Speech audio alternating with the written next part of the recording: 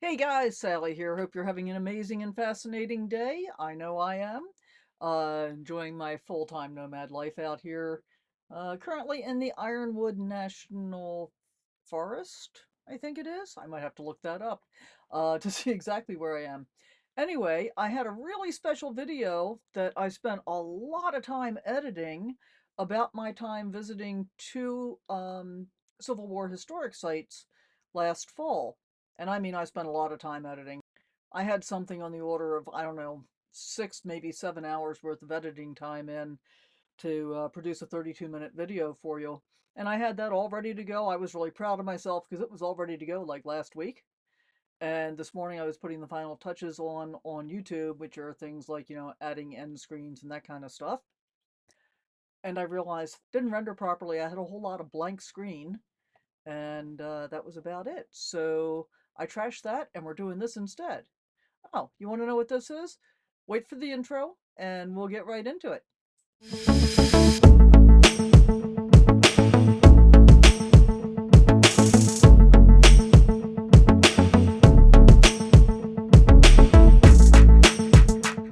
Okay, so what are we going to be talking about today? I'm calling it moving out. So I'm going to share a little bit more of my story with you. Some of this I've shared before, some not so much. But here's the deal. I became an accidental full-time nomad. When I started this journey, I really had no intention of being full-time. I went out on the road almost 2.5 years ago now. It was October 21, with the intention that I wanted to spend about 6 weeks deciding if I could live and work on the road, with the intent that that just meant I could travel more, not that I was going to travel forever. But at the end of that 5 or 6 weeks, whatever it was, I came back thinking, I can really make this work, and this is much more fun than staying at home. So why not? And so I formulated the plan that when I got back into town, I was going to turn my house into a short-term rental, and that way I would have a fallback position, but I was going to just go travel and keep doing that. So that was, as I said, almost 2.5 years ago, and the reality for me is I don't really want a fallback position anymore. I figured out a couple of things, especially over the past 4 or 5 months. I've been doing a lot of thinking about this, and part of what I have concluded is, at this point, doesn't mean it might not change in the future, by the way, always be open to change, but at this point, I don't really want to be a homeowner. And I'll talk about why in a little more detail. I don't think I ever want to live in the house that I currently own again. And the reason I don't want to be a homeowner, biggest reason I don't want to be a homeowner, is it's a big responsibility. I already have a big responsibility. His name is Kit. Can't see him. He's actually sitting on top of a pillow behind me and making a great backrest for me right now, which is kind of awesome. So, um, yeah, it's a lot of responsibility. And one of the things that I know is, living in a house, it's easy to accumulate a lot of things. And I think many of us have been in a position where we will use things as an effort to feel better about ourselves, right? And what I found from living the nomad life is I spend a lot of time in reflection. I spend a lot of time in nature, more time in parking lots than I want to sometimes, especially last summer. But I spend most of my time out in nature. I get outside more. I get more vitamin D from being outside more often. And all of those things are really awesome. And that's the life that I want to be living. So I made my house a short-term rental because I wanted a fallback position. So what's my new fallback position? Well, my new fallback position is, if I want to, I can always buy another house. I can do that.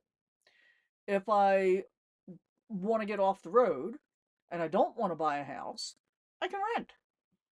I At this point, I don't see myself getting off the road in the foreseeable future. But again, doesn't mean I may not change my mind at some point. Always be open to change. So, what happened in that first go round almost 2.5 years ago?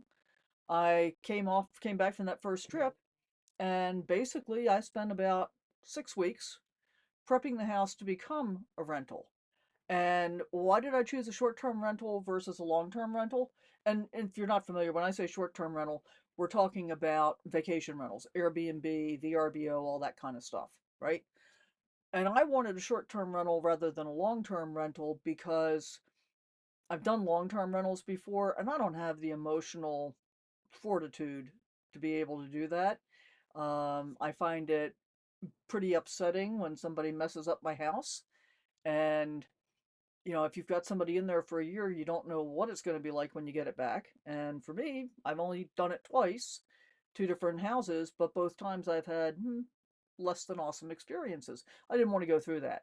I figured with a short-term rental, somebody's going to be in there for a couple of days, couple of weeks. In one case, I had somebody in for a couple of months, but I'm going to have eyeballs on the property much more frequently. Somebody gets out of there, cleaning crew goes in, they tell me if there are any issues, anything that needs to be addressed. And of course, the reason I decided to turn it into a rental period is anything that is left alone deteriorates. Anything left unused deteriorates. That's true of vehicles, it's true of houses, it's true of pretty much everything. And oh, by the way, just as a kind of a side note, if you're buying an RV or a car or something and you're getting a great deal because it's an older model year and it's been gently used or not used at all, be prepared for the fact that there will be some issues associated with that lack of use. Things like dried out seals and stuff like that. Not a big deal. It can all be taken care of. Just be aware of that. So in my case, I wanted the house to be getting used gently on a pretty regular basis, and that worked out really, really well. But as I've been thinking about this over the past 4 months or so, and thinking about, what's next, well, I believe the universe aligns to give me exactly what it is that I'm supposed to be having. And in fact, I talked to a friend of mine, I think back in November, and did some checking on current housing prices where my house is located, and determined that selling it may not be a bad idea.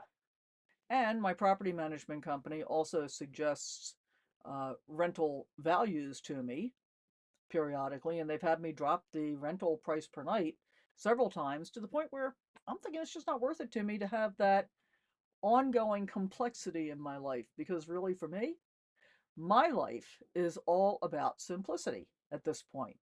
And I love the thought that when I get this house sold, which is what I'm going to do, everything I own is going to be with me here. Everything I own, everything I need to be concerned about, everything that I'm responsible for. That's such a freeing thought in so many ways.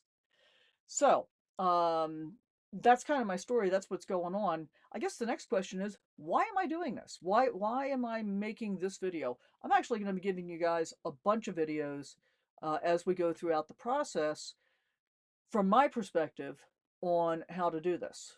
How I'm not how you should do this, but how I'm doing this, which may give you some thoughts around what's really important to you and how you want to approach it. So let's talk about the options. If you're thinking about going on the road, or if you're thinking about traveling on a longer term basis in any capacity, many YouTubers who have done this will say, oh, yeah, immediately sell everything, get your RV, go on the road. There are a number of people, different groups of people that undertake this lifestyle. There are a big group of people that are kind of forced into it. They have some event or series of events that happen in their lives that force them into not being able to live a conventional lifestyle. And for those people, their considerations are going to be different. If they can't live a conventional lifestyle, they need to downsize to whatever is going to fit in the vehicle, and I mean that literally, the motorized vehicle that they choose to live in. Those people are going to need to downsize to whatever will fit in that vehicle, and they need to do it now. I guess one alternative, if there's a little extra money available, is that you can get a storage unit. Here's what I've discovered. What I've discovered is I haven't really wanted anything that's in that house in the almost 2.5 years I've been on the road. Now, thinking about getting rid of it entirely. I've been making a list of a few things I want to evaluate really carefully, and I think they're probably coming with me. One, for example, is a cookbook that my mother got in 1941. It's got a long history behind it. I may do a whole video just on that for you sometime. So I think I'm going to bring that with me. And, another thing is a winter jacket. I really didn't think I needed a winter jacket because I'm chasing 73 degrees all the time, but I need a winter jacket, so I'm going to grab it. And I've got room for, I got room for a few more things without like overstuffing anything, so that's cool. So you got that class of people, that group of people that are being forced into getting out of a sticks and bricks, and for that reason, they really do need to get rid of everything.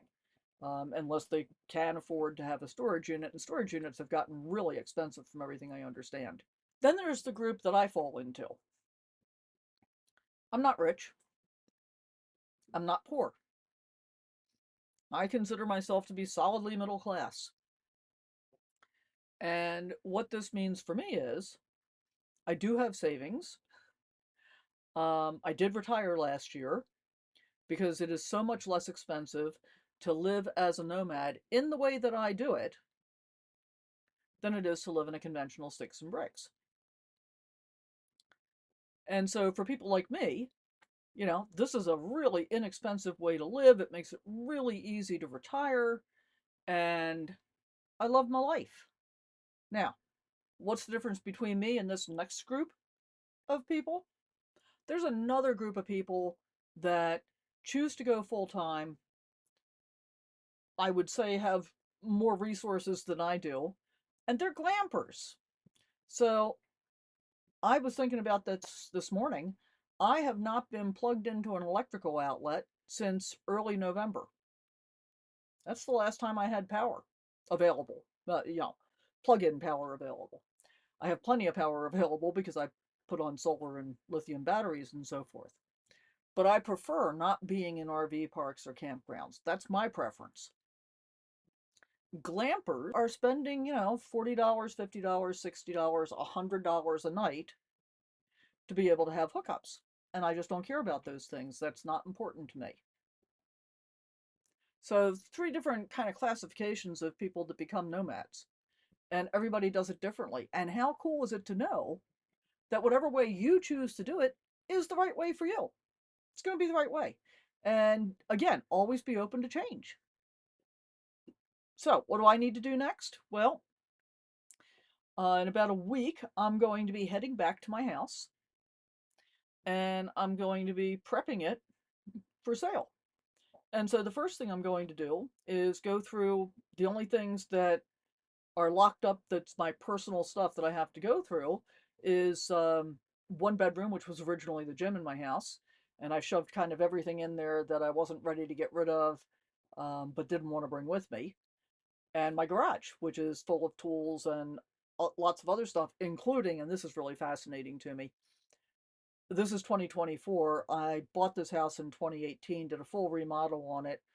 And so I've got a bunch of stuff in the garage that I moved to that house from my previous house that has never been unpacked.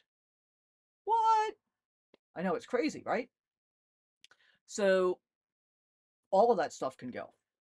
I've got a couple of boxes that I have to go through that have things like, important papers, tax records. But honestly, I'm going to really be able to get rid of most of it anyway because those are tax records that go back to like the 80s. I don't need that stuff anymore. I've got some insurance policy stuff, like for my life insurance policy. I'm going to just scan the pertinent items and get rid of the physical paper. Don't need that stuff anymore. Um, I don't have a title for this vehicle yet. That's another whole long story. We'll get back to that. But yeah, I mean, I should retain a physical title. There's a couple of things should retain physical, but really not very much. And so I am really excited about having everything that I own, everything I care about with me in this RV. I think that's just like super cool. So once I go through the bedroom and the garage, then the next thing that needs to happen for me is I want to have an estate sale. Why am I having an estate sale? Well, the house is fully furnished because it's been rented by guests for lo this many time. And I want to take the easy way out. And the easy way is to have an estate sale company come in, they bring in a crew, they price everything, they manage the sale, they get rid of whatever is left over, and all I have to do is sit back and collect whatever the proceeds are. Depending on the estate sale company, you'll usually get somewhere between 40 and 60% of the total that's sold. So you get less money than you would if you were going to do it yourself, but it's fast, it's organized, it's easy. It is much less stressful, in my opinion, than trying to get rid of all that stuff myself. The DIY version, in my opinion, is much more difficult and time consuming, but it may also delay your plans to move. If you need to do something more quickly and more nimbly, trying to go through everything you own by yourself, um, that can really be a bit of a hassle. It could be extra stressful. Now, will you get more money out of it? Probably, if you know how to price stuff.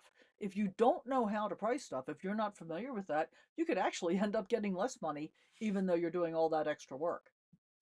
So, one of the big benefits to doing an estate sale from my perspective, the only stuff you have to move, I mean, physically lift up and move from one place to another, is the stuff that you don't want to sell. Anything you want to sell, you just leave it where it is, and the estate sale company comes in, they stage everything, they get all the stuff out of your cabinets and, whatever, and arrange it and then price it and all of those things. So I've been making lists, and I'm going to share with you some of the other things that you need to think about. So, like, one of my lists is things that need to be canceled. And this won't happen right away because I'm selling the house. A lot of it has to stay in place until the house gets sold. So, for example, until we close, I'm going to keep the lawn service going. Um, However, I can cancel my internet and phone service as soon as I go on the market. I can cancel my cleaning service, although I will have them come back in and do one more cleanup for me. Trash service I'll need to keep probably until we close. Water service absolutely has to be kept until we close. That's the law in California. You got to have utilities on, electricity, gas, and so forth. Mail service. Now, I don't have mail service at the house. I never have, actually. I've used a mail company ever since I moved into that house because I didn't want to have mail delivered to the house. I didn't want to have packages delivered to the house. So I used to use the UPS store. Now I use the Escapees RV Club out of Livingston, Texas. That's my mail service. However, it is not my domicile.